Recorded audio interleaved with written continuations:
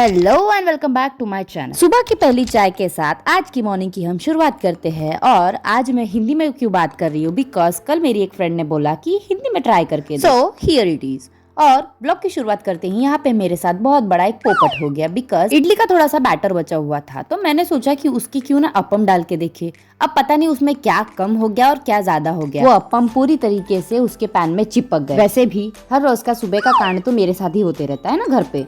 सब काम को किया बाजू में और उसके बाद मैं बैठ गए अपने ऑर्डर को कंप्लीट करने के लिए, बिकॉज जैसे कि मैंने आपको कल के व्लॉग में बताया था कि हमारा एक आज रियल फ्लावर का ऑर्डर है बेबी शॉवर का, और ये काम रियल टगरकली और फ्लावर और जिप्सो का था। तो वही काम करते करते मुझे लग गई थी कड़ाकेदार और चटाकेदार भूख। तो सबसे पहले अपनी पेट पूजा की और फिर से बैठ गई अपने काम करने के लिए। अब ये जो टगरकली का काम होता है ना, वो बहुत ही ज्यादा बारीक होता है, और वो काम करते करते यहाँ पे जरा नजर उठाई तो मेरी बेटी मेरा एंटरटेनमेंट कर रही थी।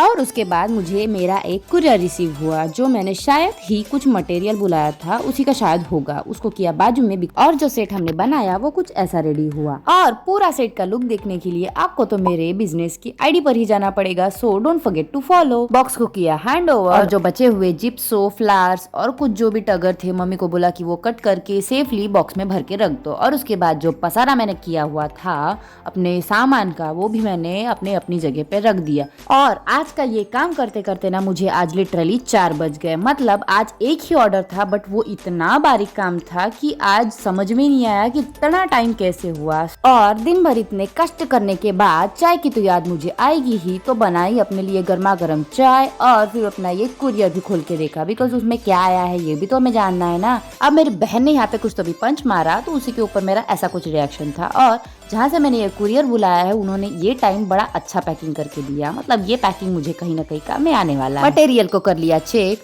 और उसी बॉक्स को मैंने ना बड़े ही प्रेम से उसको साइड में करके रखा और अपने प्रिय वालों के साथ छेड़खानी करते हुए देखा तो मेरी लड़की यहाँ पे क्वीन बनी हुई थी। शाम होते से ही मम्मी को बोला कि मम्मी जो कुरियर आया है वो आप एक साइड में कर दो, और मैंने भी वो अपना कुरियर एक एक अपनी अपनी जगह पे रख दिया, बिकॉज जैसे कि वैसा वो पड़ा रहता।